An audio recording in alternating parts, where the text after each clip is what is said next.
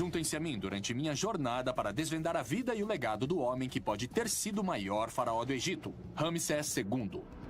Ele foi o único rei egípcio que ousou se declarar um deus vivo. Suas estátuas enormes, grandes templos e inscrições em hieróglifos estão em toda parte, embora o homem por trás da lenda permaneça um mistério. O que o levou a se tornar o maior faraó do Egito? E como ele fez isso? Para descobrir, eu tentarei trabalhar em uma pedreira antiga, decodificar a propaganda dos faraós e usar a tecnologia para ver como Ramsés reuniu uma riqueza tão incrível. Vamos em busca da verdade. Para trás, amigo! Irei a extremos para isso.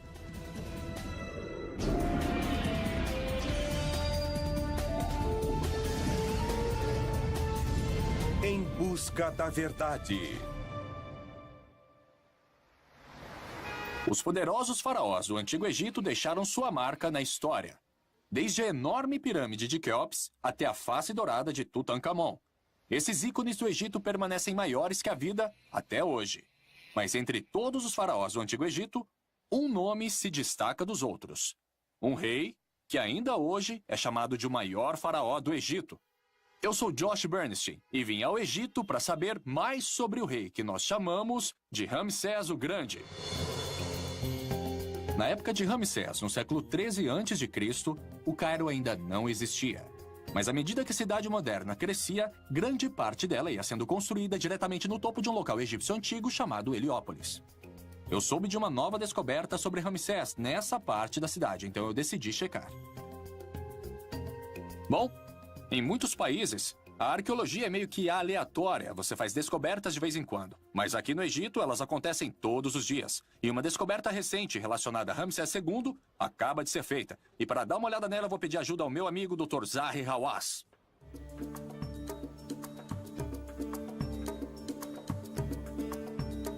Oi, Josh, como vai? Oi, Zahi. É bom ver você. Como vai? Então agora você está atrás de Ramsés II. Ramsés II, é. Ele foi um rei incrível. Na minha carreira, como arqueólogo, em todos os lugares eu descobri coisas sobre esse homem. Mas o importante sobre esse templo é que, se você quiser me acompanhar... Legal. Este local é um achado emocionante. Zahi me diz que este era um complexo de templos muito importante para Ramsés II. Descoberto durante a construção de um novo supermercado. A descoberta deste local foi anunciada em 2006. Zahi me conta que a escala desse templo é enorme. Desde as primeiras escavações, descobriu-se que o local se estendia a vários quarteirões em cada direção, por baixo de uma parte significativa do bairro. Na frente de uma das pedras que compunham a entrada para o templo, eu pergunto a Zahi por que Ramsés é tão importante. E o que é que tinha de tão chamativo sobre Ramsés II? Eu acho que, bom, a vida dele era cheia de ação. Ele construiu templos originais e também algumas estátuas. Zahi me diz que Ramsés era um rei que vivia em superlativos. Ele governou por mais de 66 anos e viveu até os 90, quase 3 vezes mais tempo que a média egípcia de sua época. Ele tinha mais de 200 esposas e concubinas, com quem teve cerca de 100 filhos. E ele construiu mais templos e estátuas que qualquer outro faraó. É por isso que eu tenho que lhe dizer que, se você fala sobre Egito, se você fala sobre Egito Antigo, se você fala sobre reis e seus mistérios e sua magia, você fala em Ramsés II. Zahi espera encontrar novas informações que irão revelar mais sobre a vida e reinado de Ramsés II. Mas a escavação está apenas começando. E para realizar escavações completas, todos os edifícios ao redor terão que ser derrubados. Essas escavações vão continuar por anos. E veja só esse shopping center. Nossa. Vai ter que ser totalmente demolido. É, porque o templo talvez Isso. continue nessa direção. Exato. O governo egípcio está fazendo planos para compensar e realocar os moradores deste bairro. Ramsés II deve ter sido um homem incrível para inspirar um empreendimento tão grande, 3.300 anos depois de sua morte. Mas seria a fama de Ramsés somente lenda ou ele realmente foi o maior faraó da história do Egito? Este templo tem anos de trabalho à frente antes que o que ele tem a dizer seja revelado. Mas o incrível sobre o Egito é que muito já foi descoberto. A múmia de Ramsés foi descoberta no final de 1800. Agora ela já está no Museu Egípcio. Eu consegui permissão para entrar depois de fechado. É um raro privilégio conseguir uma audiência pessoal com o faraó. Nossa! Bem-vindos ao Salão da Múmia Real, onde quase 12 membros da realeza egípcia estão em exibição. Muitos deles parentes do faraó Ramsés II. Este é o filho dele, Merneptah. E aqui está o pai dele, Sete I. E aqui, o homem que vocês e eu viemos ver, talvez o maior faraó de todos, Sua Alteza Real, o faraó Ramsés II. Isso não é inacreditável? 3.300 anos depois, Ramsés continua sendo um faraó tão proeminente como sempre foi. Olhando para as maçãs do rosto acentuadas e o nariz curvilíneo que era sua marca, quase pode-se sentir sua ambição e determinação. Felizmente, seu corpo não é a única coisa preservada ao longo dos milênios. Eu viajei 720 quilômetros até o sul do Cairo para chegar ao famoso Vale dos Reis. Eu vim para ver o impressionante templo funerário de Ramsés, chamado de Ramesseum. Vou me encontrar com Peter Brand, egiptólogo da Universidade de Memphis, para descobrir o porquê de Ramsés ter ficado conhecido como Grande. Então é isso. Este é o Ramesseum, onde aconteciam os cultos a Ramsés. E todas essas estátuas. Ramsés, Ramsés Onde e você Ramsés. olhar, você vai ver o nome dele estampado em todos os lugares. Peter me explica que o Ramesseum foi originalmente construído como principal templo para Ramsés, aqui no Vale dos Reis. Nos tempos antigos, ele era chamado de Casa de Milhões de Anos. Em seu auge, nele cabiam cerca de 20.000 pessoas para os rituais. Ele era usado para honrar e venerar Ramsés, cujas imagens aparecem em toda parte. Como Ramsés se tornou Ramsés o Grande? Ele construiu mais monumentos que qualquer outro rei. E escreveu seu próprio nome nos monumentos de outros reis. Em cada templo, cada estátua, cada obelisco que ele encontrava. E é por isso que encontramos o nome dele em todos os lugares do Egito. Ambicioso. Ah, sim, ele era muito ambicioso. Peter, assim como Zahi, diz que muito da fama de Ramsés vem desse edifício prolífico. Mas isso não era apenas amor pela arquitetura. Ramsés estava construindo ativamente não apenas templos e estátuas, mas o mais importante, sua própria lenda. Ele prestava muita atenção a seus projetos de construção, certificando-se de que eles saíssem exatamente a seu gosto. Como todos os faraós, ele tinha um grande interesse em seus projetos de construção. Ele os supervisionava. Entendi, então ele foi fundamental na concepção deste lugar. Com toda certeza. E seus esforços para ser lembrado para sempre deram certo. Até os gregos antigos conheciam, e é assim que nós, epitólogos, sabemos que houve um Ramsés mesmo antes que eles pudessem ler o nome dele nos hieróglifos. Peter explica que é a onipresença das imagens de Ramsés que o tornou sinônimo do Egito Antigo, especialmente para os primeiros visitantes. Mas para dentro do Ramesseum, chegamos a uma enorme estátua que realmente impressiona. O que é aquilo? É o Ozymandias. O nome dele era Ozymandias ou Ramsés? Ozymandias é a versão grega de User-Materi, o nome de coroação de Ramsés II. Essa colossal estátua de Ramsés, pesando mais de 100 toneladas, foi feita de uma única peça de granito. Agora ela está deitada, mas de pé ela tinha a altura de um prédio de mais de 6 andares. Isso aqui deve ter uns 9 metros. Ah, sim. Este é o modelo um pouco mais econômico. Nossa, é incrível. Não. Olha só pra Ramsés isso. gostava de ter muitas estátuas e que elas fossem grandes. Peter diz que os projetos de construção de Ramsés eram focados em sua própria imagem. Ele queria ter certeza que seria lembrado para sempre. A seguir, para trás, amigos! Eu experimentando as obsessões monumentais de Ramsés e descubro como ele se tornou um dos governantes mais ricos da história do Egito.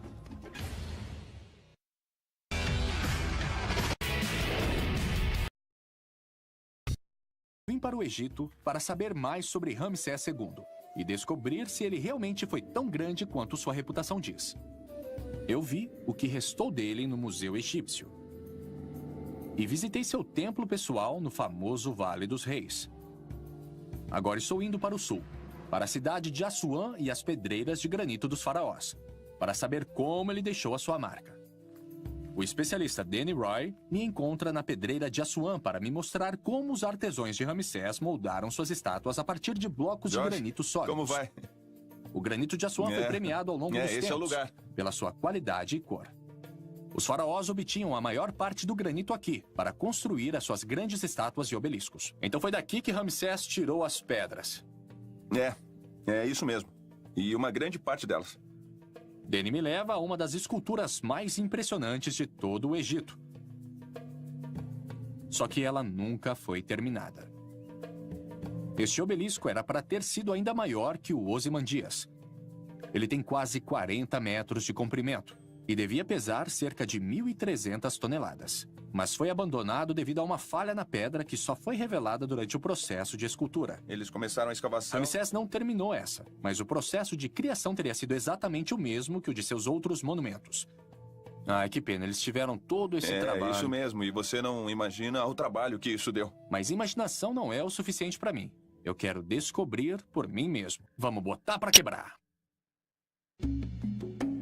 Danny me leva a uma pedreira moderna não muito longe do obelisco inacabado.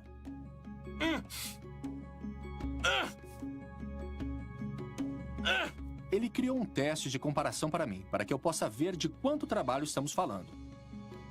Estão Vamos aqui. começar com os métodos modernos. Essas são as ferramentas que nós usamos hoje. Danny tem ferramentas que são usadas para criar as obras para consumidores modernos, como peças externas esculpidas ou bancadas de cozinha. Ensina aí, mestre. Começamos com esse equipamento elétrico com cravos, que cria superfícies lisas como a que eu vi no obelisco e no Ozymandias.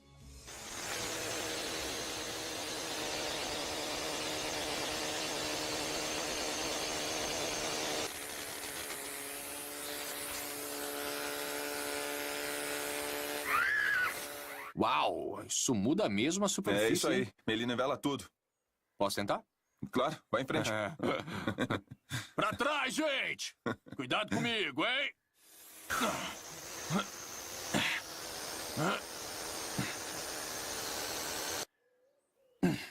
Uau! Nossa!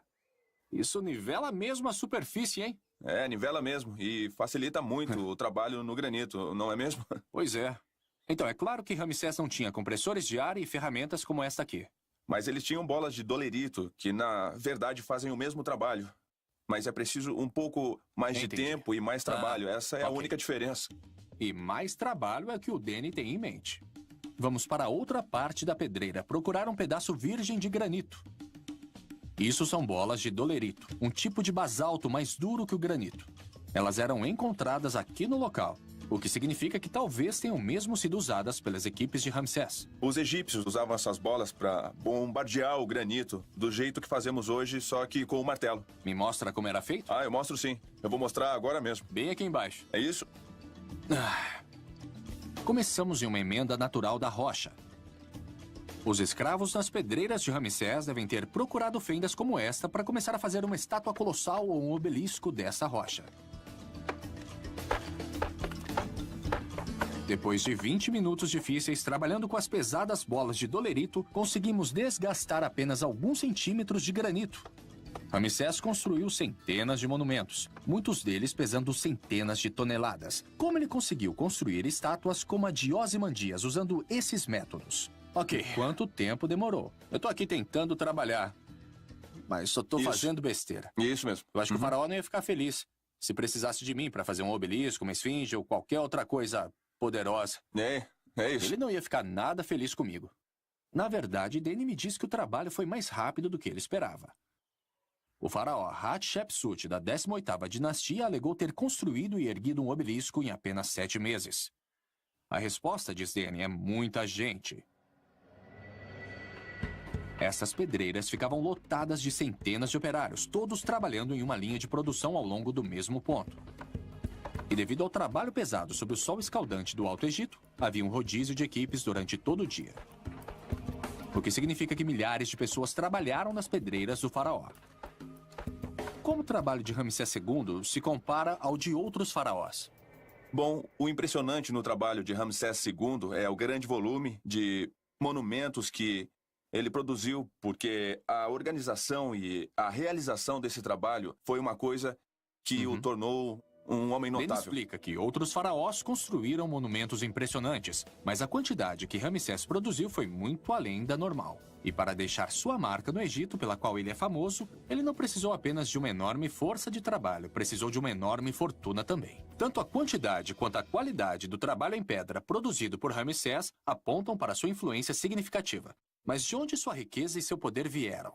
Bom, seja durante a Era Faraônica ou a Era Moderna, a economia do Egito tem sido baseada principalmente em uma coisa: o Rio Nilo. Eu decidi verificar o Nilo pessoalmente, pouco abaixo das pedreiras. Estes pescadores locais fizeram a gentileza de me emprestar seu barco a remo. Estar na água é um alívio ao calor escaldante das pedreiras. Mas eu não estou remando apenas para fazer exercício. Estou indo para uma ilha no meio do rio. Ela se chama Ilha Elefantina. Ela recebeu este nome porque as rochas ao longo da costa naturalmente se assemelham a uma manada de elefantes. Considerada sagrada para o deus egípcio das inundações, ela tem até uma porta dos fundos. Olá! Oi, tudo bem? Para saber mais sobre a riqueza de Ramsés, vim conversar com Gary Robbins, da Agência Americana de Desenvolvimento Internacional. Prazer em te conhecer. O prazer é todo meu. Ele vai me ajudar a descobrir como Ramsés conseguiu os recursos de que precisava para sustentar seu programa de construções. O túnel onde estamos era uma importante ferramenta chamada de nilômetro. Ele media os níveis das enchentes à medida que as águas cruzavam a tradicional fronteira do Egito aqui em Assuã. Gary explica que a prosperidade do Egito dependia da inundação regular do Nilo. Os sedimentos transportados da cabeceira do rio na Etiópia reabasteciam os campos agrícolas todos os anos, sempre que o rio transbordava. Ah, então eles usavam essas marcas aqui para medir o nível de água em diferentes épocas do ano. Sim, eles mediam quando as enchentes começavam e assim conseguiam determinar o tamanho dessas enchentes. Gary me diz que a água pode subir até 11 metros, deixando para trás toneladas de um solo novo e Não, sem fértil problema, quando você recua. pode ver aqui na escadaria. O nilômetro permitiu que Olha os só. egípcios tivessem precisão em como seria a produtividade das Aqui tem outra estações marca. todos os anos. E a variação entre bons e maus anos era enorme. Uma diferença de apenas alguns centímetros na altura das enchentes distribuídas ao longo do comprimento do Nilo significava uma diferença de dezenas de milhares de acres de terras cultiváveis. Ramsés reinou em uma época de muita abundância e conseguiu ter uma boa produção nos campos durante o seu império. Ele estava De bem acordo além com do seu Gary, tempo. Ramsés foi abençoado com um Sim, longo período de Ramsés foi enchentes completamente durante seu fora do reinado. seu tempo, E porque ele usando o pensava em nilômetro para coisas que medir os ninguém níveis das pensava. enchentes, Ramsés também tinha um sistema de tributação muito preciso. E quando eles viram que poderiam usar isso para definir as taxas de impostos para o ano, eles definiram que se fosse um ano muito bom para a produção de colheita, eles poderiam tributar em até 20%. E se o ano fosse de seca ou de inundações, eles reduziriam as taxas para 10% a 15%. Mais enchentes, melhores colheitas, impostos mais altos. Exatamente, era um sistema muito progressista. Com sua receita fiscal com base em excelentes enchentes, Ramsés teria tido muito dinheiro fluindo para sua tesouraria. Mas Gary diz que havia mais no controle da agricultura de Ramsés do que apenas um sistema fiscal eficiente. Ele também se beneficiou das inovações que revolucionariam a abundância do rio Nilo. A seguir, eu experimento algumas técnicas de irrigação antigas e caço escaravelhos para provar ainda mais a extensão da riqueza de Ramsés.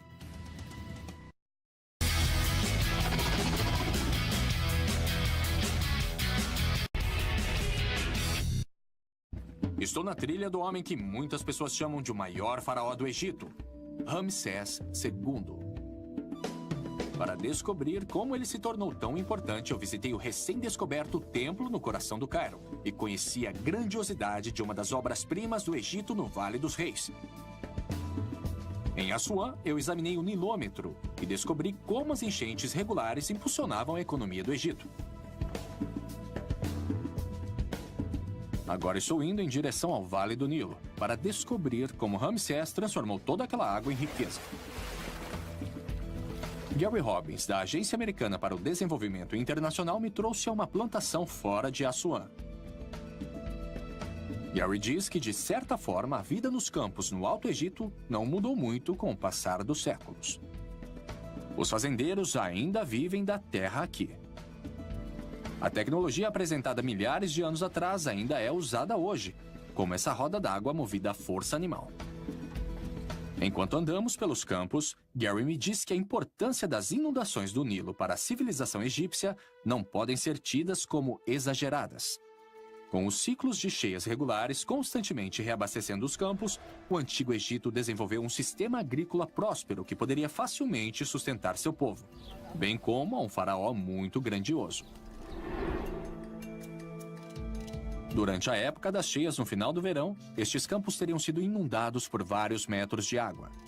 Os egípcios criaram bacias através da construção de sapatas em torno de seus terrenos com lama, permitindo que o solo ficasse saturado com água rica em sedimentos. Depois que a água baixava, eles plantavam no solo recém-rejuvenescido.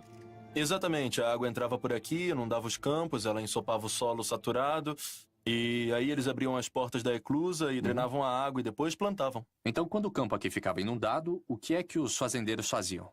Bom, sem poder trabalhar nos campos, eles ofereciam seu trabalho como parte do imposto. Aí os projetos de construção aconteciam. Isso aí, era exatamente quando acontecia. O sistema agrícola era perfeitamente adequado às necessidades de Ramsés. Os agricultores que nessa época não podiam trabalhar nos campos ficavam livres para se dedicar aos projetos de construção, o que satisfazia parte de suas obrigações fiscais. Aí quando as águas recuavam, eles voltavam para plantar as suas colheitas. Mas como eles irrigavam as plantações quando o Nilo retrocedia?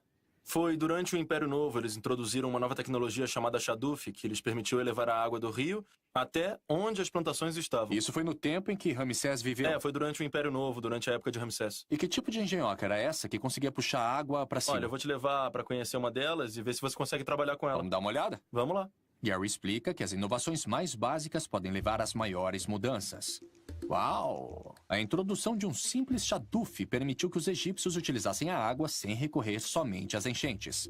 Uma revolução agrícola da qual Ramsés tirou total vantagem. Basicamente, isso aqui é um contrapeso, que ajuda a fazer a água subir. Isso mesmo, tem um balde cheio com lama em um dos lados para fazer o contrapeso. E um balde do mesmo tamanho na outra extremidade, que é usado para trazer a água para cima do canal. E quando a água entra na bacia, a gravidade a leva para onde ela tem que ir. Isso, tinha canais por toda parte e os egípcios podiam direcionar a água para onde eles quisessem. Hoje, os Shadufs são usados apenas onde não há bombas disponíveis. Mas ainda no século XX, eles eram usados em escala industrial, permitindo que os fazendeiros irrigassem seus campos sem depender das enchentes. Eu decidi tentar. O resultado dessa inovação? Mais alimento foi produzido com menos trabalho, criando excedentes instantâneos em dinheiro e mão de obra que Ramsés pôde usar. Até que é fácil. E dada a facilidade de uso, as pessoas na época de Ramsés eram autossuficientes. Eu tô vendo como isso beneficiou os agricultores, mas como beneficiou o faraó? Porque a irrigação era gerida pela administração local. E o faraó não tinha que colocar seus homens, ou então seu dinheiro, na manutenção do sistema. Então ele podia se concentrar em outras áreas. Ele podia governar em outras áreas e o que ele fez foi redistribuir a terra, que pertencia a alguns dos templos, para as pessoas na área para que elas ficassem gratas a ele como governante. Ah, muito inteligente esse Ramsés. Eu acho que eu já tô dominando o Shaduf, sabe? Você tá fazendo um ótimo trabalho aí. Obrigado. Posso ajudar? Vou parar um pouquinho sim. Então a economia egípcia durante o reinado de Ramsés estava florescendo. Enchentes excelentes e inovações tecnológicas recentes significaram que ele reinou durante uma época de abundância. Arrecadações fiscais mais altas e um povo mais próspero com menos dependência do governo deram a Ramsés os recursos de que ele precisava para se dedicar a seus projetos particulares. Mas como vamos saber se Ramsés realmente viveu durante uma época de enchentes constantes? Fora os registros antigos, será que há outra maneira de verificar se ele realmente se beneficiou de condições ideais de cultivo ano após ano? Eu conheço a pessoa certa para me ajudar a responder esta pergunta. O Dr. Miroslav Barta, do Instituto Arqueológico Tcheco, tem um método exclusivo de monitoramento das condições ambientais do Antigo Egito. Nós voltamos ao Cairo para seu local de escavação em Abusir, perto das pirâmides de Saqqara. Fica à direita, às margens da planície inundada do Nilo, onde as exuberantes terras agrícolas regadas pelo rio se encontram com as areias do deserto. O que é que nós temos aqui? Um muro. É um muro simples, mas não tão simples nesse caso específico. Ele me diz que estes tijolos de barro têm mais de 4.500 anos. Ao olhar para a palha que ainda está presa na lama seca, ele consegue determinar como eram as condições ambientais quando os tijolos foram feitos.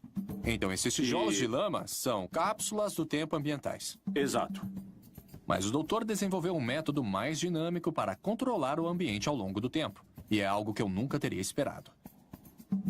Nós fomos até a bacia seca do lago de Abusir, na orla do vale do rio Nilo. Nos tempos antigos, isso enchia de água durante as cheias sazonais, apenas para esvaziar de novo quando as águas retrocediam. À medida que caminhamos em direção ao leito do lago, ele diz que na ciência, muitas vezes, é um pequeno pedaço de dados que revela toda a história. Agora chegamos à parte mais fascinante de toda a história. Temos que começar a caçar. Caçar o quê, Hans? Não, escaravelho. Escaravelhos? Escaravelho. Ah, e como é que se caça besouros? Tem que procurar pequenos furos com cerca de 3 centímetros de diâmetro. Beleza, vamos caçar escaravelhos. Vamos lá. Estudar algo tão pequeno como um escaravelho permite que se reconstrua o grande quadro de como eram as condições climáticas do Egito durante a época dos faraós. Fiquem quietinhos.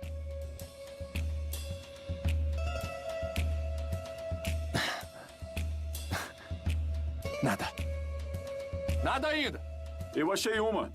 Ah, é? É. Olha, é uma abertura típica de um buraco de escaravelho. Tem alguma coisa se movendo. É isso que a gente quer? Exatamente.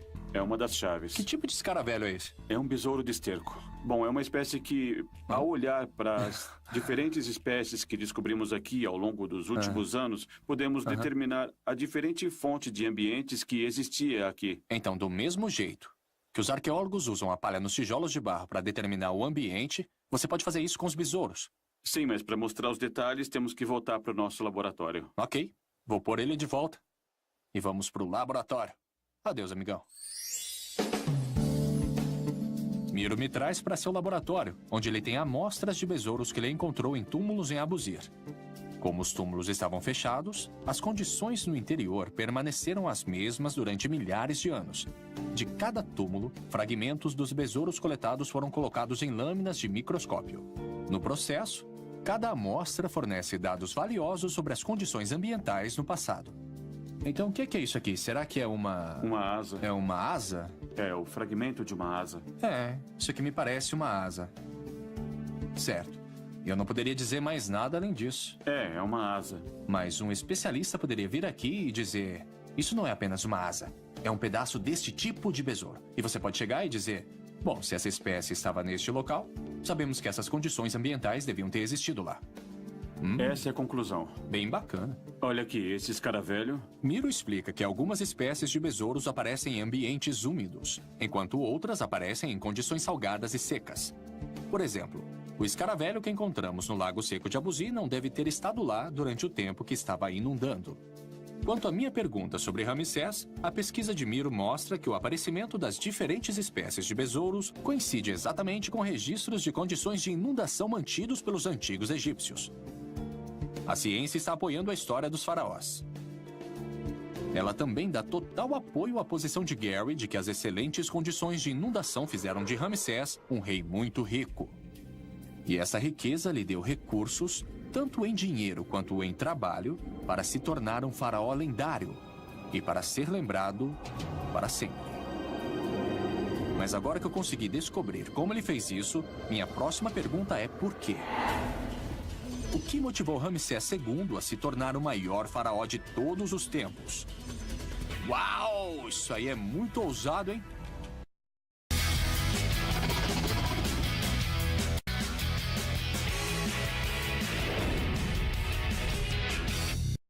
Busca para descobrir se Ramsés II foi o maior faraó do Egito me levou de uma escavação no Cairo às pedreiras de granito de Assuã e aos campos verdejantes do Vale do Nilo.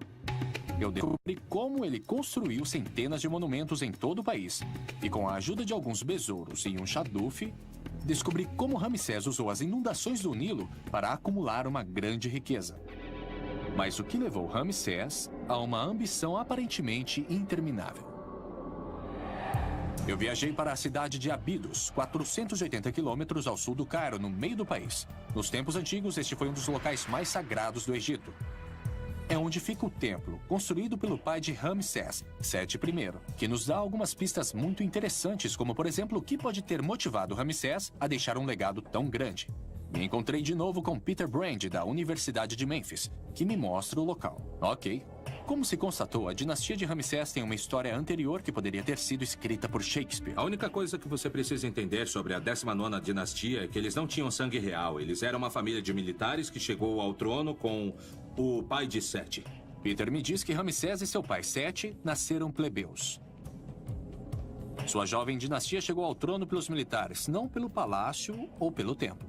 Como chefe de uma nova família de governantes que não tinha a posição instantânea de sangue real, Sete teve muito a provar. Para mostrar que era um faraó legítimo, Sete embarcou em um enorme programa de construções, que mais tarde Ramsés levaria ao extremo. Então Sete está se colocando com os deuses aqui para reforçar a sua própria imagem. O objetivo é mostrar que Sete era um rei legítimo, que ele prestava um serviço para os deuses e que construía monumentos, que por sua vez o estavam confirmando como um rei adequado para o Egito.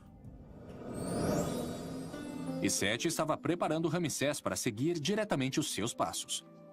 Ele o levou a expedições militares e o treinou com táticas e estratégias e fez dele um general no comando de suas próprias divisões, enquanto ele ainda era apenas um adolescente. Uau! Este cômodo tem um relevo que mostra Sete fazendo um ritual e prestando homenagem a todos os reis legítimos do Egito antes dele, até o mítico fundador da civilização egípcia. O interessante é que Sete fez questão de inserir Ramsés no relevo, dando a seu filho um estado nunca antes concedido a um príncipe. E aqui estão seus títulos. Ele é herdeiro, filho mais velho do rei, de seu corpo, seu amado Ramsés. Então ele não é apenas qualquer príncipe, ele é o príncipe. Então estamos vendo como Sete está usando essas paredes para comunicar uma mensagem política de poder. Sim, mensagens políticas de que Sete é a parte dessa continuidade de reis. Seu filho Ramsés ainda não é rei, mas ele vai ser. Ele é o príncipe da coroa oficial e é melhor que ele se prepare porque virá em seguida. Ramsés aproveitou essa mensagem e tirou vantagem dela. Quando se tornou faraó após a morte de Sete, ele imediatamente continuou as ambições de seu pai, mas fez questão de manter todo o foco sobre si. Em uma parede exterior do templo, Peter me mostra uma enorme inscrição onde Ramsés começou o processo de construção de seu próprio culto. Então o que vimos lá dentro foi Sete contando a história. Ele está aqui do lado de fora, mas agora é Ramsés quem está contando. Sim, foi exatamente isso que aconteceu. O gosto de Ramsés pela autopromoção começou cedo. Ramsés chega a afirmar que seu pai o fez rei e colocou a coroa em sua cabeça enquanto o próprio Sete ainda estava vivo. Mas era normal o faraó tirar a sua coroa e colocá-la na cabeça do príncipe enquanto ele ainda estava vivo? Eu acho que é provável que Ramsés esteja exagerando um pouco, que ele de fato foi coroado príncipe assim. Então, mais uma vez, estamos vendo uma versão da história para ganho político. Sim, Ramsés quer dar sua própria versão sobre os fatos, mas ninguém é um mestre da propaganda tão bom quanto Ramsés. Os grandes projetos de construção de Ramsés e suas estátuas colossais estão todos começando a fazer sentido. Ele estava claramente obcecado pelo controle de sua imagem, aparentemente tudo em um esforço para compensar um nascimento humilde, mas Peter me diz que este templo é apenas o começo. Que eu quero mostrar para você um outro lugar onde podemos ver isso em ação. Tudo bem, vamos nessa. Peter me leva ao famoso templo de Karnak. Eu já estive aqui antes. Foi a principal obra do local durante várias gerações de faraós e todos eles deixaram a sua marca aqui. Tenho que dizer, Peter, eu adoro esse salão. Também é meu local favorito, a grande sala hipóstila do Templo de Karnak. É incrível. A sala foi inaugurada por Sete, mas Ramsés completou o trabalho. E ele se certificou que todos soubessem disso. Peter chama a atenção para uma das enormes colunas da sala e explica o conceito de usurpação. Era uma prática padrão para os faraós que queriam levar o crédito pelo trabalho dos reis anteriores, substituindo molduras mais velhas pela sua própria. Mas Ramsés levou isso ao próximo nível. Ele instituiu um novo estilo artístico projetado para contar melhor suas próprias virtudes e garantir que ele nunca fosse esquecido. E de fato, se você olhar para cima aqui, você poderá ver esse entalhe bem profundo do nome de Ramsés II. E seria muito difícil apagar por ser tão profundo. Portanto, isso não é um acidente, porque se você olhar aqui, as molduras menores foram originalmente feitas por Sete I. O que Ramsés fez foi retirar o nome do Sete naquele espaço em branco e esculpir o dele em relevo. Era mais profundo e mais difícil de apagar seu próprio nome. Uau! Ramsés fez sua moldura tão grande e esculpida de forma tão profunda que a remoção danificaria irremediavelmente a coluna de apoio, garantindo assim a sua presença permanente. Peter me leva para fora do templo para que eu possa ver como esse processo era fácil. Ele pega um bloco de pedra calcária inscrito com a moldura de Ramsés. Eu vou tentar alterar a história da mesma forma que Ramsés fez. Você tem que ir desbastando. Você não vai querer prejudicar o fundo, né? Ah, olha só. É bem fácil. Sim, o arenito e o calcário são duas pedras bastante moles. Você realmente não tem que se esforçar muito para fazer isso. Então, se você fizer um bom trabalho, nós nunca saberemos que Ramsés esteve aí. O que está facilitando o seu trabalho aqui, o que facilitou o de Ramsés quando ele apagou esse relevo, é que é muito mais fácil esculpir nisso do que no baixo relevo. Você pode ir desbastando e, no fim, você consegue uma bela superfície intocada. Peter explica que a tradição antes de Ramsés mandava que o interior dos templos fosse decorado com alto relevo, onde o material circundante era removido para deixar as figuras destacadas, como as que eu vi em Ábidos. Os artesãos de Ramsés, no entanto, mudaram para baixo relevo, esculpido diretamente na pedra. Este estilo era muito mais fácil e mais rápido de ser produzido, permitindo que Ramsés montasse uma moldura de usurpação enorme em todo o Egito. Dá só uma olhada como foi rápido apagar isso. Peter me disse que Ramsés usurpou centenas, se não milhares de molduras em seus esforços para ser lembrado para sempre como o maior faraó do Egito. Segundo uma estimativa, metade dos templos descobertos no Egito leva seu nome, principalmente graças à usurpação. Desculpa aí, Ramsés. Agora que eu já vi como o processo funciona, Peter me leva ao muro externo da sala hipóstila para me mostrar como Ramsés usurpou até a si mesmo. Ele me diz que durante um tempo, esse muro estava coberto por um enorme panorama que contava a história das façanhas militares de Ramsés. A maior parte agora está desgastada, e grande parte por causa do próprio Ramsés. Trata-se do controle da mensagem, o controle da história para obter o melhor resultado para si mesmo. Ah, legal.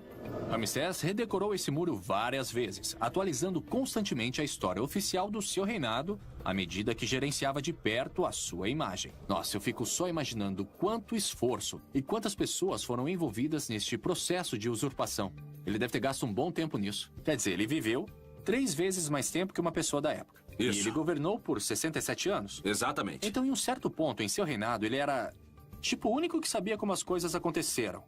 Né? E se ele quisesse escrever a história daquele jeito, não havia ninguém que pudesse contestar a história. Exatamente. E seus monumentos duraram ainda mais do que ele. E, portanto, sua versão dos acontecimentos é o que tem guiado mesmo os historiadores modernos. Parece também, com base no que eu aprendi até agora, que ele estava preparado para ser alguém que nunca questionaria si. Com toda certeza. Afinal, ele foi criado sob a orientação de um homem que criou essa dinastia. Eu sempre digo que Ramsés era um convidado no palácio. Ele não nasceu no palácio, mas foi criado no palácio e, como qualquer outro rei egípcio, foi levado a acreditar que ele foi escolhido pelos deuses para ser o governante mais poderoso do mundo. Como não acreditar que ele era especial?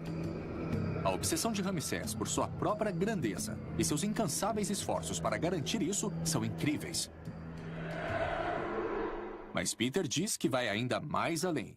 Ele explica que se eu quiser conhecer de verdade a coroação da glória de Ramsés, eu devo viajar para a fronteira mais meridional do Egito, para o lugar onde ele deixou de ser apenas um faraó e tornou-se um deus. A seguir, eu visito a obra-prima de Ramsés e descubro até onde ele foi para se tornar o grande faraó do Egito.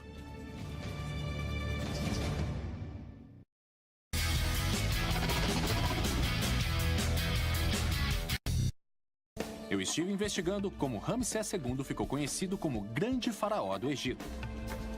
Eu descobri que ele governou por quase 70 anos e que era conhecido em toda a antiguidade pela construção de templos e colossos que inspiram admiração até hoje. Ao longo das margens do Nilo, eu examinei como ele usou as novas tecnologias e a natureza para maximizar a abundância agrícola dada pelo rio. Em Ábidos, eu descobri que a educação de Ramsés e o lugar de sua dinastia na história obrigaram-no a superar as conquistas de todos os outros faraós antes dele. E no famoso templo de Karnak, eu vi como a pura força de vontade fez isso acontecer. Agora estou indo em direção ao desolado sul do país, a apenas 48 quilômetros da fronteira com o Sudão, para conhecer a mais grandiosa obra-prima de Ramsés e descobrir o que fez dele o maior faraó de todos. Essa região não recebe muita atenção hoje em dia, mas durante a época de Ramsés, esta província foi parte integrante de seu sucesso. Por isso ele decidiu fazer aqui sua declaração política final, construindo o que muitos acreditam ser a sua obra-prima. Este é o templo de Abu Simbel. É o lugar onde se concentram todas as ambições de Ramsés. Uma expressão de seu ego em pedra. A doutora Melinda Hartwig, da Universidade Americana no Cairo, concordou em me encontrar aqui para me mostrar o local. Então é isso. É isso. Isso aqui é demais. Este é Abu Simbel. E nós estamos olhando para 4 estátuas colossais de Ramsés II. É incrível. Não é incrível? Este magnífico templo foi esculpido diretamente na encosta da montanha, estendendo-se profundamente na face da rocha. 4 estátuas colossais de Ramsés emolduram a entrada, cada uma com 20 metros de altura. É um espetáculo inesquecível. É difícil imaginar alguém vendo Abu Simbel e não acreditando que seu construtor foi um dos maiores reis que o mundo já conheceu. E este era um local importante para Ramsés. É um local perfeito para ver Ramsés, porque isso tudo resume toda a história dele. Aqui nós vemos Ramsés como um construtor monumental. Vemos Ramsés como um homem de família. E ainda mais adiante veremos a Batalha de Kadesh, que o mostra como um poderoso guerreiro. Vamos até lá? Vamos lá.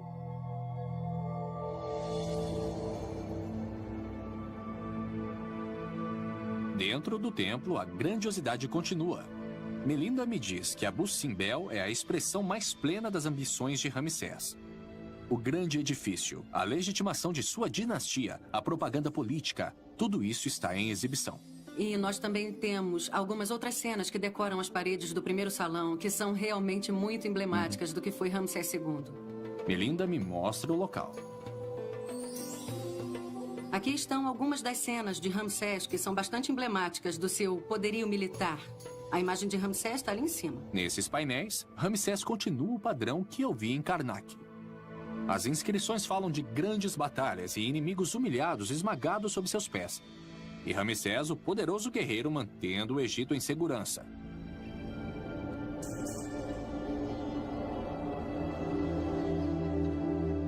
Logo abaixo das cenas de sua destreza militar, ele continua os padrões que seu pai, Sete I, exibiu em Ábidos.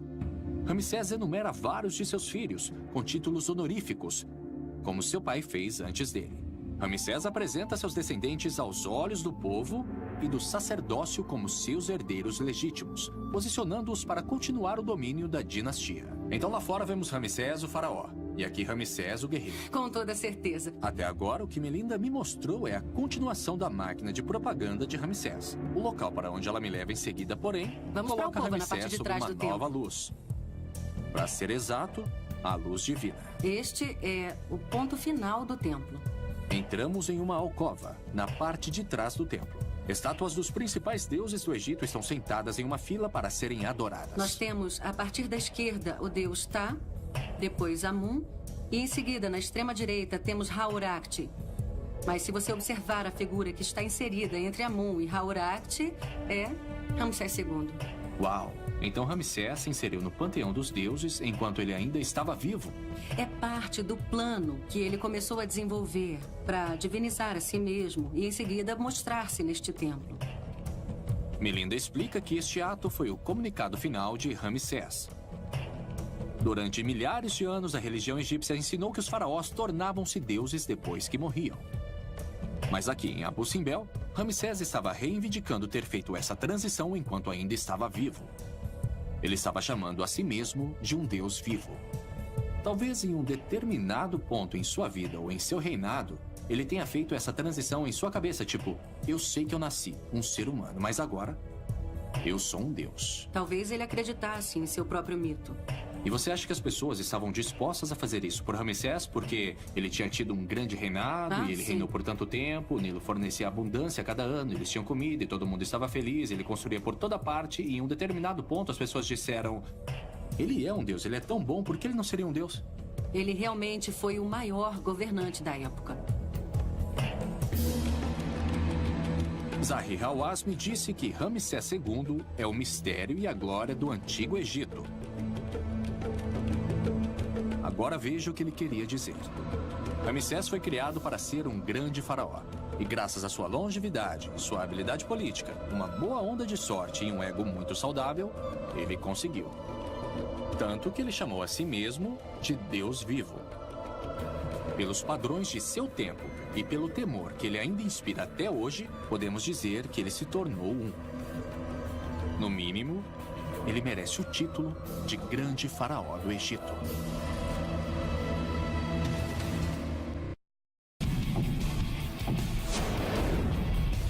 para dar uma olhada nela, eu vou pedir ajuda ao meu amigo Dr. Zahi Hawass.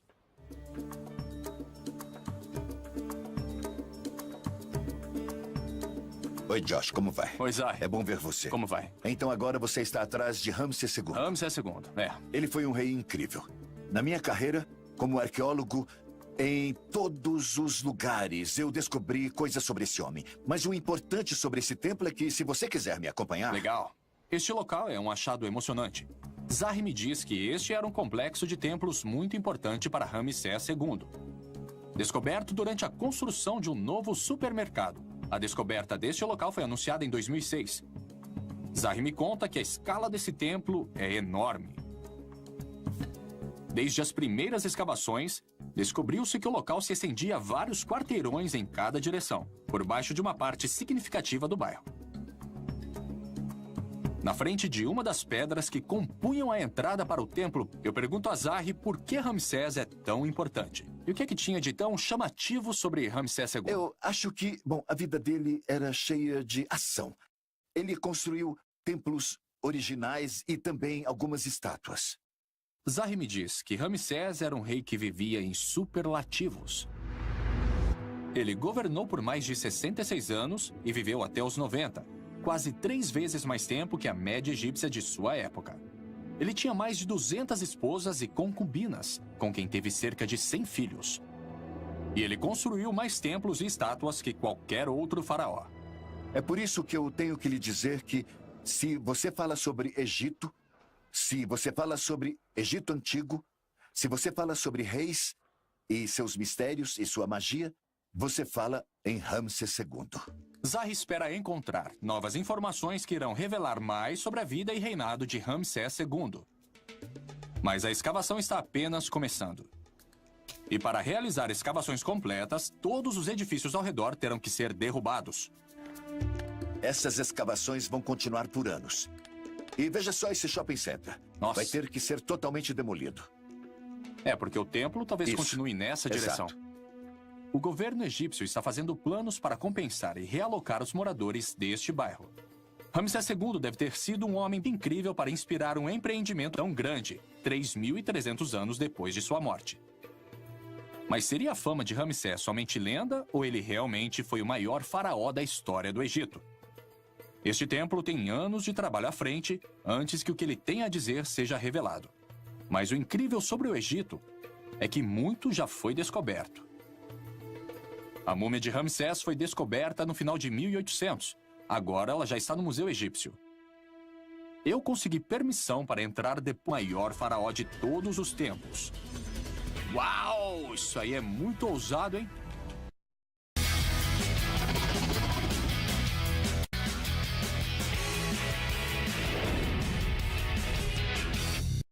Busca para descobrir se Ramsés II foi o maior faraó do Egito me levou de uma escavação no Cairo às pedreiras de granito de Assuã e aos campos verdejantes do Vale do Nilo. Eu descobri como ele construiu centenas de monumentos em todo o país e, com a ajuda de alguns besouros e um chadufe, descobri como Ramsés usou as inundações do Nilo para acumular uma grande riqueza.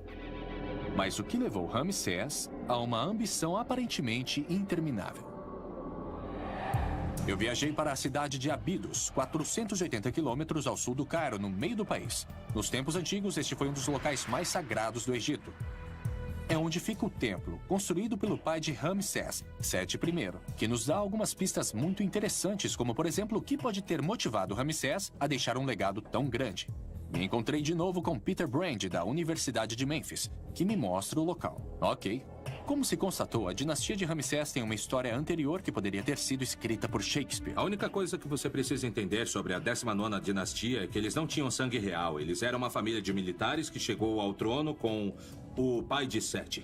Peter me diz que Ramsés e seu pai Sete nasceram plebeus. Sua jovem dinastia chegou ao trono pelos militares, não pelo palácio ou pelo templo. Como chefe de uma nova família de governantes que não tinha a posição instantânea de sangue real, Sete teve muito a provar. Para mostrar que era um faraó legítimo, Sete embarcou em um enorme programa de construções, que mais tarde Ramsés levaria ao extremo. Então Sete está se colocando com os deuses aqui para reforçar a sua própria imagem. O objetivo é mostrar que Sete era um rei legítimo, que ele prestava um serviço para os deuses e que construía monumentos, que por sua vez o estavam confirmando como um rei adequado para o Egito. E Sete estava preparando Ramsés para seguir diretamente os seus passos. Ele o levou a expedições militares e o treinou com táticas e estratégias e fez dele um general no comando de suas próprias divisões, enquanto ele ainda era apenas um adolescente. Uau! Este cômodo tem um relevo que mostra Sete fazendo um ritual e prestando homenagem a todos os reis legítimos do Egito antes dele, até o mítico fundador da civilização egípcia. O interessante é que Sete fez questão de inserir Ramsés no relevo, dando a seu filho um estado nunca antes concedido a um príncipe. E aqui estão seus títulos. Ele é herdeiro, filho mais velho do rei, de seu corpo, seu amado Ramsés. Então ele não é apenas qualquer príncipe, ele é o príncipe. Então estamos vendo como Sete está usando essas paredes. O granito de Assuã foi premiado ao longo dos tempos. Esse é o lugar. Pela sua qualidade e cor. Os faraós obtinham a maior parte do granito aqui, para construir as suas grandes estátuas e obeliscos. Então foi daqui que Ramsés tirou as pedras. É isso mesmo. E uma grande parte delas. Danny me leva a uma das esculturas mais impressionantes de todo o Egito. Só que ela nunca foi terminada. Este obelisco era para ter sido ainda maior que o Ozymandias. Ele tem quase 40 metros de comprimento e devia pesar cerca de 1.300 toneladas. Mas foi abandonado devido a uma falha na pedra que só foi revelada durante o processo de escultura. Eles começaram a escavação. Ramsés não terminou essa, mas o processo de criação teria sido exatamente o mesmo que o de seus outros monumentos. Ai, que pena, eles tiveram todo esse trabalho. É isso mesmo, e você não imagina o trabalho que isso deu. Mas imaginação não é o suficiente para mim. Eu quero descobrir por mim mesmo. Vamos botar para quebrar. Danny me leva a uma pedreira moderna não muito longe do obelisco inacabado.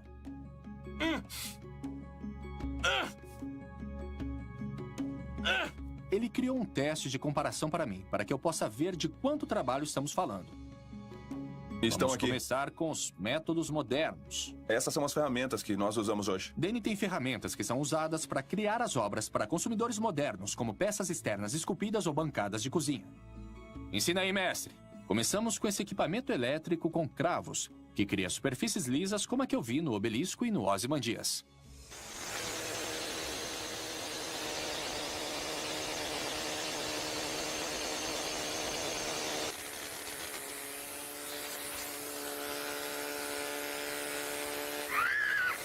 Uau, isso muda mesmo a superfície. É isso aí, ele nivela tudo. Posso tentar? Claro, vai em frente. Pra trás, gente! Cuidado comigo, hein?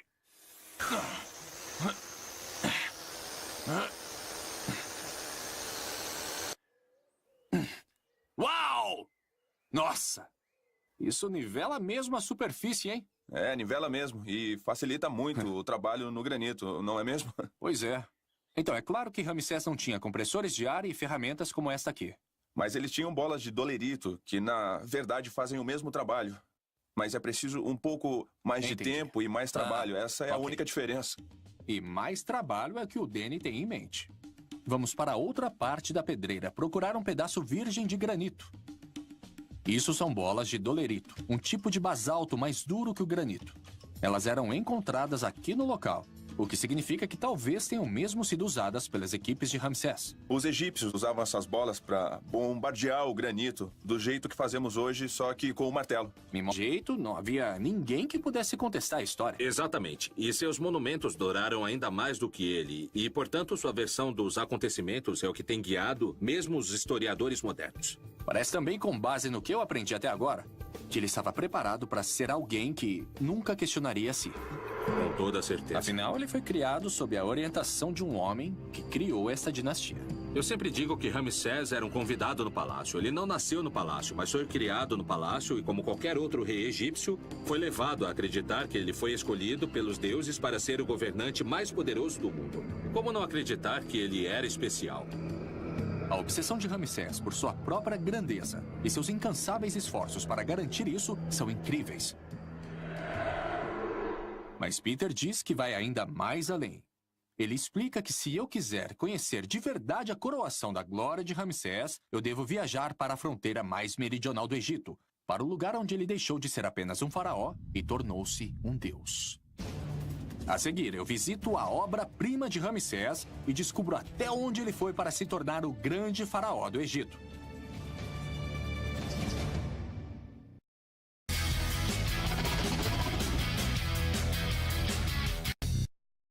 Eu estive investigando como Ramsés II ficou conhecido como o Grande Faraó do Egito. Eu descobri que ele governou por quase 70 anos e que era conhecido em toda a antiguidade pela construção de templos e colossos que inspiram admiração até hoje. Ao longo das margens do Nilo, eu examinei como ele usou as novas tecnologias e a natureza para maximizar a abundância agrícola dada pelo rio.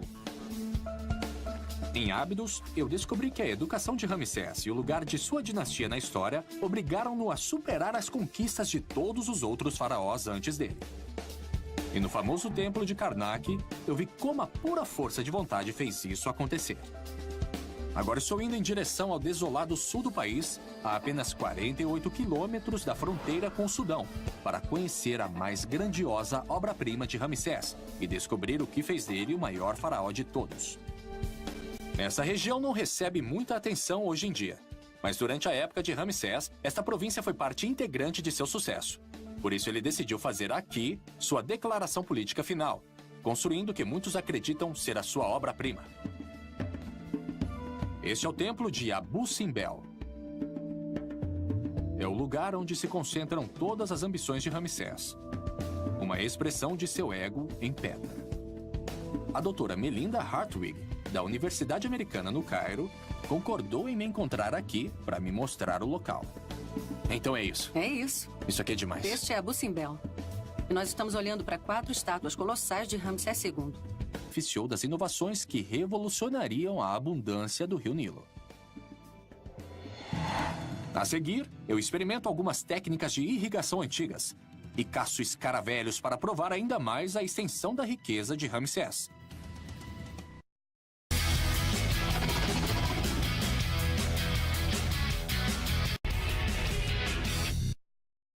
Estou na trilha do homem que muitas pessoas chamam de o maior faraó do Egito, Ramsés II. Para descobrir como ele se tornou tão importante, eu visitei o recém-descoberto templo no coração do Cairo e conheci a grandiosidade de uma das obras-primas do Egito no Vale dos Reis. Em Assuã, eu examinei o nilômetro e descobri como as enchentes regulares impulsionavam a economia do Egito. Agora estou indo em direção ao Vale do Nilo, para descobrir como Ramsés transformou toda aquela água em riqueza. Gary Robbins, da Agência Americana para o Desenvolvimento Internacional, me trouxe a uma plantação fora de Assuã. Gary diz que, de certa forma, a vida nos campos no Alto Egito não mudou muito com o passar dos séculos. Os fazendeiros ainda vivem da terra aqui. A tecnologia apresentada milhares de anos atrás ainda é usada hoje, como essa roda d'água movida à força animal. Enquanto andamos pelos campos, Gary me diz que a importância das inundações do Nilo para a civilização egípcia não podem ser tidas como exageradas. Com os ciclos de cheias regulares constantemente reabastecendo os campos, o Antigo Egito desenvolveu um sistema agrícola próspero que poderia facilmente sustentar seu povo, bem como um faraó muito grandioso. Durante a época das cheias no final do verão, estes campos teriam sido inundados por vários metros de água. Os egípcios criaram bacias através da construção de sapatas em torno de seus terrenos com lama, permitindo que o solo ficasse saturado com água rica em sedimentos. Depois que a água baixava, eles plantavam no solo recém-rejuvenescido. Exatamente, a água entrava por aqui, inundava os campos, ela ensopava o solo saturado, e aí eles abriam as portas da eclusa e drenavam a água e depois plantavam. Então, quando o campo aqui ficava inundado, o que é que os fazendeiros faziam? Bom, sem poder trabalhar nos campos, eles ofereciam seu trabalho como parte do imposto. Aí os projetos de construção aconteciam. Isso aí, era exatamente quando acontecia. O sistema agrícola era perfeitamente adequado às necessidades de Ramsés. Os agricultores que nessa época não podiam trabalhar nos campos ficavam livres para se dedicar aos projetos de construção, o que satisfazia parte de suas obrigações fiscais. Aí, quando as águas recuavam, eles voltavam para plantar as suas colheitas. Mas como eles irrigavam as plantações quando o Nilo retrocedia? Foi durante o Império Novo, eles introduziram uma nova tecnologia chamada Shaduf, que lhes permitiu elevar a água do rio. Ganho político. Sim, Ramsés quer dar sua própria versão sobre os fatos, mas ninguém é um mestre da propaganda tão bom quanto Ramsés. Os grandes projetos de construção de Ramsés e suas estátuas colossais estão todos começando a fazer sentido. Ele estava claramente obcecado pelo controle de sua imagem. Aparentemente tudo em um esforço para compensar um nascimento humilde. Mas Peter me diz que este templo é apenas o começo. Que eu quero mostrar para você um outro lugar onde podemos ver isso em ação. Tudo bem, vamos nessa. Peter me leva ao famoso Templo de Karnak. Eu já estive aqui antes. Foi a principal obra do local durante várias gerações de faraós e todos eles deixaram a sua marca aqui. Tenho que dizer, Peter, eu adoro esse salão. Também é meu local favorito, a grande sala hipóstila do Templo de Karnak. É incrível. A sala foi inaugurada por Sete, mas Ramsés completou o trabalho e ele se certificou que todos soubessem disso. Peter chama a atenção para uma das enormes colunas da sala e explica o conceito de usurpação. Era uma prática padrão para os faraós que queriam levar o crédito pelo trabalho dos reis anteriores, substituindo molduras mais velhas pela sua própria. Mas Ramsés levou isso ao próximo nível. Ele instituiu um novo estilo artístico projetado para contar melhor suas próprias virtudes e garantir que ele nunca fosse esquecido. E de fato, se você olhar para cima aqui, você poderá ver esse entalhe bem profundo do nome de Ramsés II. E seria muito difícil apagar por ser tão profundo. Portanto, isso não é um acidente, porque se você olhar aqui, as molduras menores foram originalmente feitas por Sete I. O que Ramsés fez foi retirar o nome do Sete naquele espaço em branco e esculpir o dele em relevo. Era mais profundo e mais difícil de apagar seu próprio nome. Uau! Ramsés fez sua moldura tão grande e esculpida de forma tão profunda que a remoção danificaria irremediavelmente a coluna de apoio, garantindo assim a sua presença permanente. Peter me leva para fora do templo para que eu possa ver como esse processo era fácil. Ele pega um bloco de pedra calcária inscrito com a moldura de Ramsés. Eu vou tentar alterar a história da mesma forma que Ramsés fez. Você tem que ir desbastando. Você não vai querer prejudicar o fundo, né? Ah, olha só. É bem fácil. Sim, o arenito e o calcário são duas pedras bastante moles. Você realmente não tem que se esforçar muito para fazer isso. Então, se você fizer um bom trabalho, nós nunca saberemos que Ramsés esteve aí. O que está facilitando o seu trabalho aqui, o que facilitou o de Ramsés quando ele apagou esse relevo, é que é muito mais fácil esculpir nisso do que no baixo relevo. Você pode ir desbastando e, no fim, você consegue uma bela superfície intocada. Peter explica que a tradição antes de Ramsés mandava que o interior dos templos fosse decorado com alto relevo, onde o material circundante era removido para deixar as figuras destacadas, como as que eu vi em Ábidos. Os artesãos de Ramsés, no entanto, mudaram para baixo relevo, esculpido diretamente na pedra. Este estilo era muito mais fácil e mais rápido de ser produzido, permitia uma das esculturas mais impressionantes de todo o Egito. Só que ela nunca foi terminada. Este obelisco era para ter sido ainda maior que o Ozymandias. Ele tem quase 40 metros de comprimento e devia pesar cerca de 1.300 toneladas. Mas foi abandonado devido a uma falha na pedra que só foi revelada durante o processo de escultura. Eles começaram a escavação. Ramsés não terminou essa, mas o processo de criação teria sido exatamente o mesmo que o de seus outros monumentos. Ai, que pena, eles tiveram todo esse trabalho. É isso mesmo, e você não imagina o trabalho que isso deu. Mas imaginação não é o suficiente para mim. Eu quero descobrir por mim mesmo. Vamos botar para quebrar. Danny me leva a uma pedreira moderna não muito longe do obelisco inacabado.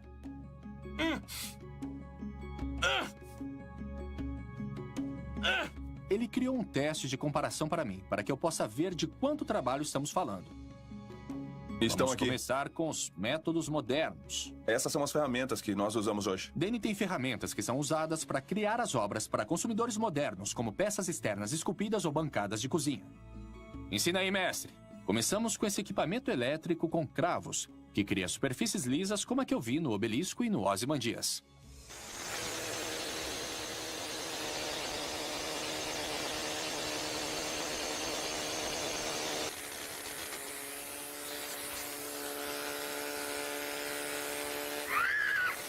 Uau, isso muda mesmo a superfície. É isso aí. Ele nivela tudo. Posso tentar? Claro, vai em frente. Pra trás, gente! Cuidado comigo, hein?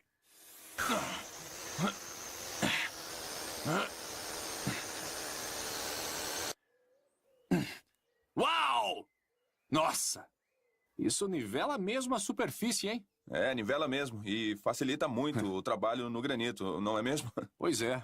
Então, é claro que Ramsés não tinha compressores de ar e ferramentas como esta aqui. Mas eles tinham bolas de dolerito, que na verdade fazem o mesmo trabalho. Mas é preciso um pouco mais de Entendi. tempo e mais trabalho. Essa é a ok. única diferença. E mais trabalho é o que o Danny tem em mente. Vamos para outra parte da pedreira procurar um pedaço virgem de granito. Isso são bolas de dolerito, um tipo de basalto mais duro que o granito. Elas eram encontradas aqui no local, o que significa que talvez tenham mesmo sido usadas pelas equipes de Ramsés. Os egípcios usavam essas bolas para bombardear o granito do jeito que fazemos hoje, só que com o martelo. Me mostra como era feito? Ah, eu mostro sim. Eu vou mostrar agora mesmo. Bem aqui embaixo. É isso? Começamos em uma emenda natural da rocha.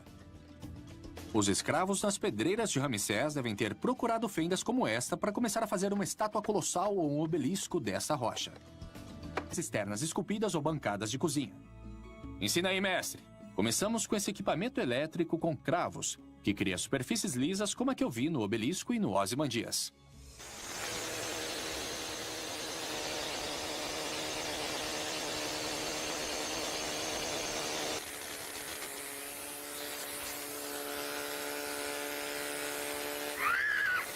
Uau, isso muda mesmo a superfície. É isso aí. Ele nivela tudo. Posso tentar? Claro, vai em frente. Pra trás, gente! Cuidado comigo, hein?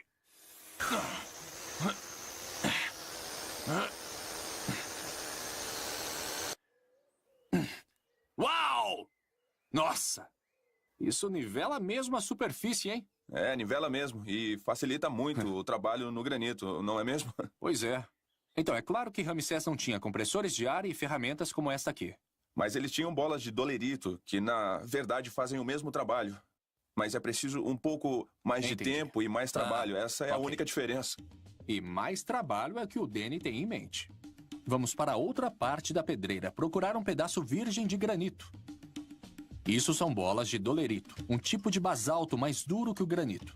Elas eram encontradas aqui no local, o que significa que talvez tenham mesmo sido usadas pelas equipes de Ramsés. Os egípcios usavam essas bolas para bombardear o granito do jeito que fazemos hoje, só que com o martelo. Me mostra como era feito? Ah, eu mostro sim. Eu vou mostrar agora mesmo. Bem aqui embaixo. É isso?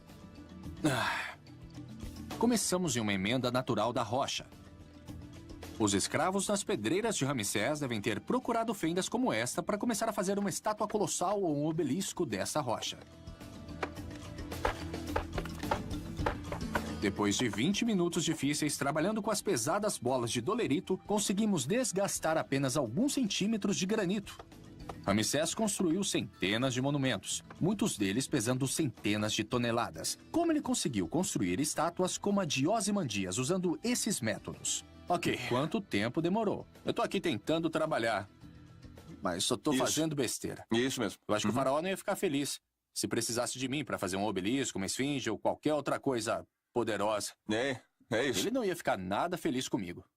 Na verdade, Danny me disse que o trabalho foi mais rápido do que ele esperava. O faraó Hatshepsut, da 18ª dinastia, alegou ter construído e erguido um obelisco em apenas 7 meses. A resposta, diz Danny, é muita gente. Essas pedreiras ficavam lotadas de centenas de operários, todos trabalhando em uma linha de produção ao longo do mesmo ponto. E devido ao trabalho pesado sob o sol escaldante do Alto Egito, havia um rodízio de equipes durante todo o dia. O que significa que milhares de pessoas trabalharam nas pedreiras e o Egito desenvolveu um sistema agrícola próspero que poderia facilmente sustentar seu povo, bem como a um faraó muito grandioso. Durante a época das cheias no final do verão, estes campos teriam sido inundados por vários metros de água. Os egípcios criaram bacias através da construção de sapatas em torno de seus terrenos com lama, permitindo que o solo ficasse saturado com água rica em sedimentos. Depois que a água baixava, eles plantavam no solo recém-rejuvenescido. Exatamente, a água entrava por aqui, inundava os campos, ela ensopava o solo saturado, e aí eles abriam as portas da eclusa e drenavam a água e depois plantavam. Então, quando o campo aqui ficava inundado, o que é que os fazendeiros faziam? Bom, sem poder trabalhar nos campos, eles ofereciam seu trabalho como parte do imposto. Aí os projetos de construção aconteciam. Isso aí, era exatamente quando acontecia. O sistema agrícola era perfeitamente adequado às necessidades de Ramsés. Os agricultores que nessa época não podiam trabalhar nos campos ficavam livres para se dedicar aos projetos de construção, o que satisfazia parte de suas obrigações fiscais. Aí, quando as águas recuavam, eles voltavam para plantar as suas colheitas. Mas como eles irrigavam as plantações quando o Nilo retrocedia? Foi durante o Império Novo, eles introduziram uma nova tecnologia chamada Shaduf, que lhes permitiu elevar a água do rio até onde as plantações estavam. Isso foi no tempo em que Ramsés viveu? Foi durante o Império Novo, durante a época de Ramsés. E que tipo de engenhoca era essa que conseguia puxar a água para cima? Olha, eu vou te levar para conhecer uma delas e ver se você consegue trabalhar com ela. Vamos dar uma olhada? Vamos lá. Gary explica que as inovações mais básicas podem levar às maiores mudanças. Uau! A introdução de um simples Shaduf permitiu que os egípcios utilizassem a água sem recorrer somente às enchentes. Uma revolução agrícola da qual Ramsés tirou total vantagem.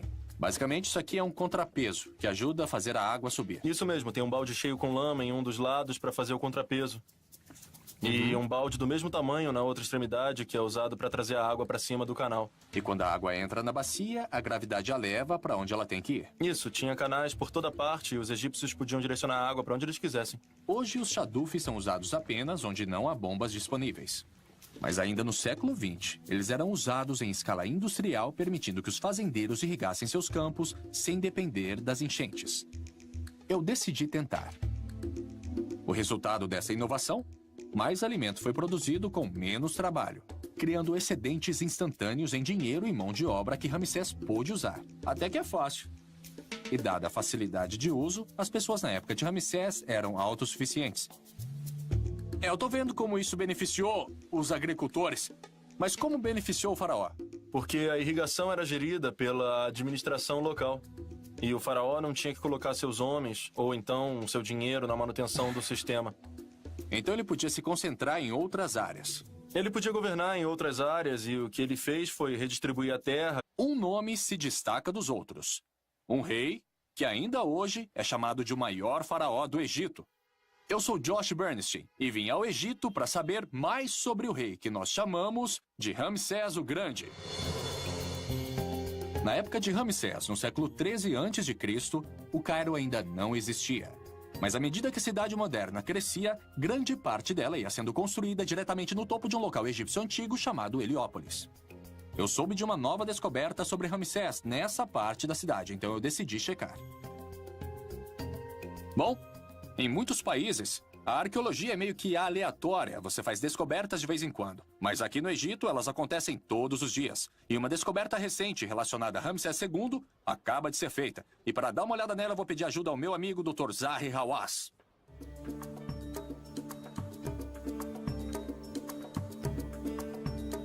Oi, Josh, como vai? Oi, Zahi. É bom ver você. Como vai? Então agora você está atrás de Ramsés II. Ramsés II, é. Ele foi um rei incrível.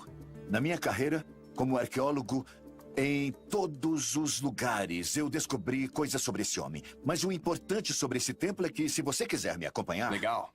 Este local é um achado emocionante. Zahi me diz que este era um complexo de templos muito importante para Ramsés II. Descoberto durante a construção de um novo supermercado. A descoberta deste local foi anunciada em 2006.